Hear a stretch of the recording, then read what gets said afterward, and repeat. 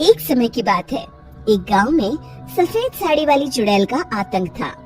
चुड़ैल रात भर गांव में घूमती और गांव का जो भी आदमी उसे दिखाई देता उसे वो घायल कर देती। अरे कोई तो बचाओ, मर गया मैं। एक रात हरिया अपने खेत से अपने घर लौट रहा था कि तभी अचानक उसके सामने चुड़ैल आ जाती है। अरे बाप रे, ये चुड़ैल कहाँ से आ गई? आज तो मैं गया काम से।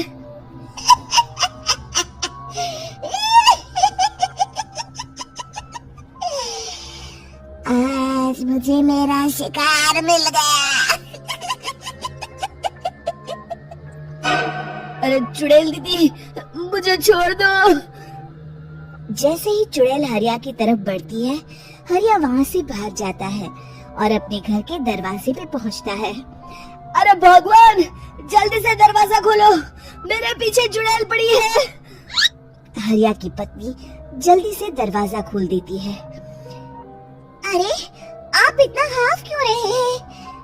अरे मेरे पीछे चुड़ैल पड़ी है, आज तो मैं बाल बाल बच गया। जल्दी से सभी दरवाजे और सभी खिड़कियों को बंद करके बत्ती बुझा दो। तभी चुड़ैल हरिया के घर के पास पहुंच जाती है। अरे वो आदमी कहाँ गायब हो गया? मैं भी देखती हूँ आखिर कब तक बचेगा। मैं अपने शिकार को इतनी आसानी से नहीं छोड़ती। इतना कहकर चुड़ैल वहाँ से चली जाती है। वहीं दूसरी तरफ हरिया और उसकी पत्नी दोनों अपने घर की खिड़की से ये सब देख रहे होते हैं। अरे बाप रे, ये तो बड़ी डरावनी चुड़ैल थी। अगले दिन ये बात आग की तरह पूरे गांव में फैल जाती है और धीरे धीरे लोग चुड़ैल के डर के मारे शाम होते ही अपने घरों से बाहर निकलना बंद कर देते हैं। कुछ दिनों के बाद भाई, मैंने तो इस चुड़ैल के डर के मारे रात को अपने खेतों को पानी देना बंद कर दिया है। कहीं मेरी फसल सूख गई तो मैं तो कहीं का नहीं रहूंगा। साहूकार का कर्जा कैसे चुकाऊंगा? अरे भाई, पूरे गांव वालों का यही हाल है। पता नहीं ये चुड़ैल हमारे गांव में कहां से आ गई। फिर एक दिन गांव के पास वाली नदी के किनारे एक बहुत बड़े तांत्रिक के आने की बात कुछ गांव वालों को पता चलती है। वो लोग जाके ये बात गांव के मुखिया को बताते हैं। मुखिया जी, नदी के किनारे एक बहुत ही पहुंचे हुए तांत्रिक बाबा हैं। हमें उनसे मदद मांगनी चाहिए। मैंने सुना है वो बड़े बड़े भूतों और चुड़ैलों को अपने वश में कर लेते हैं। मुखिया जी सभी गांव वालों को लेकर उस तांत्रिक के पास पहुंच जाते हैं। ओम फट स्वाहा, ओम फट स्वाहा। तभी तांत्रिक अपनी बंद आंखों को खोलकर कहता है, क्या बात है? तुम सब लोग यहाँ क्यों आए हो? मुखिया जी उस तांत्रिक को सारी बात बता देते हैं। अच्छा, तो ये बात है। और तांत्रिक अपनी आंखों को बंद कर लेता है। मैं देख रहा हूँ तुम्हारे पूर्वजों ने बहुत पाप किए थे, जिससे ये गांव अब श्रापित हो चुका है। उसी के फल स्वरूप तुम्हारे गांव में चुड़ैल आई है। ये चुड़ैल बहुत खतरनाक है, ये किसी को नहीं छोड़ेगी। हे भगवान, मर गए रे, अब क्या होगा? तभी गांव के मुखिया जी कहते हैं, बाबा, इस चुड़ैल से हम सबको बचा लीजिए। कोई तो उपाय होगा। इसका सिर्फ एक ही उपाय है।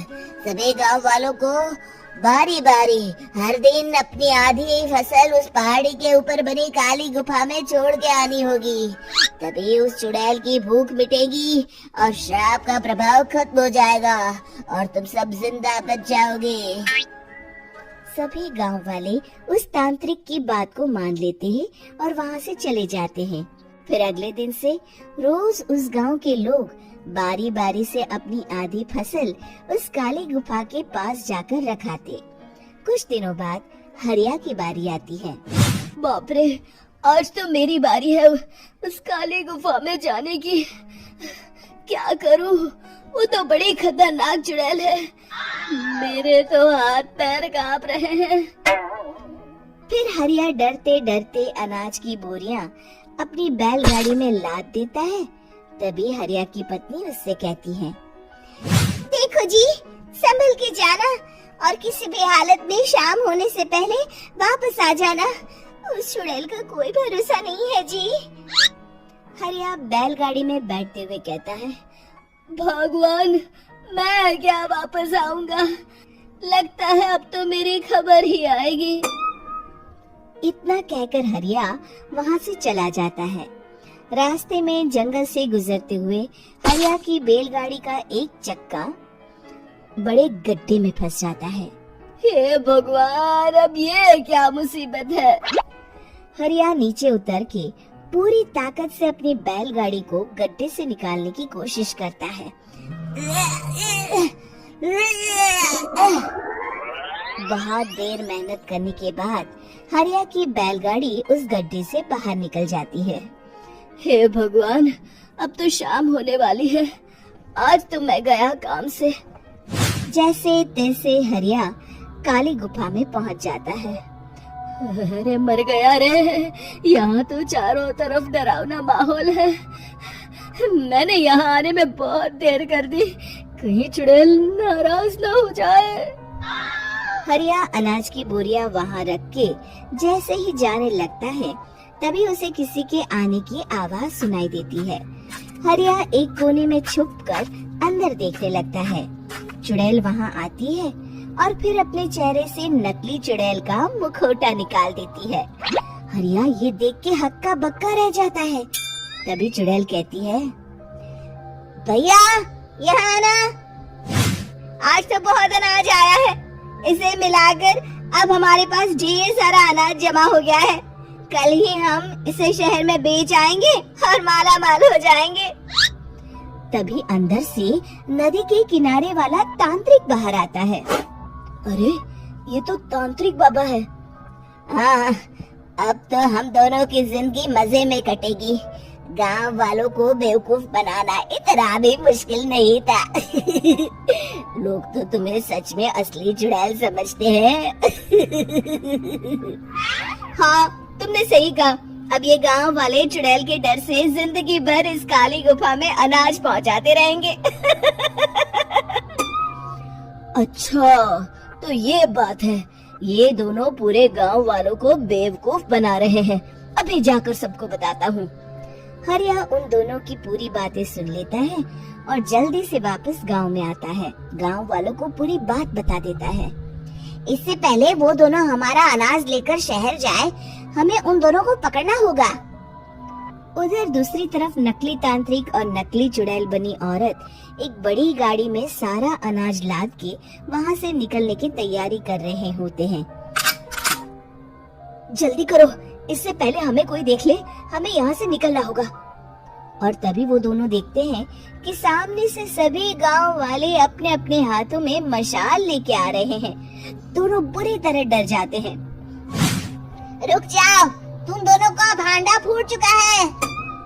अरे मर गए रे, ये गांव वाले कहाँ से आ गए? तुमने क्या सोचा इतनी आसानी से यहाँ से निकल जाओगे? ये अनाज हमने अपने खून पसीने से दिन रात खेतों में मेहनत करके उगाया है। दोनों मुखिया जी के पैरों में गिर जाते हैं। हमें माफ कर दीजिए, हम दोनों एक नंबर के कामचोर हैं। बिना मेहनत किए पैसे कमाना चाहते थे। हाँ हाँ, अब हम आगे से मेहनत मजदूरी करके पैसे कमाएंगे। हमें कुछ मत करना, हमें छोड़ दीजिए। इतना कह के दोनों गांव छोड़ के भाग जाते हैं और सभी गांव वाले फिर से खुशी खुशी रहने लगते हैं। शिक्षा, तभी तो कहते हैं कि किसी भी समस्या का समाधान केवल सूझबूझ से ही करना चाहिए और कभी हिम्मत नहीं हारनी चाहिए। दोस्तों, हमें उम्मीद है कि आपको हमारी ये कहानी पसंद आई होगी। कृपया हमारे चैनल को सब्सक्राइब करें और सभी अपडेट्स के लिए बेल आइकन जरूर दबाएं। और हाँ, वीडियो लाइक और शेयर करना मत भूलिएगा। Bye bye.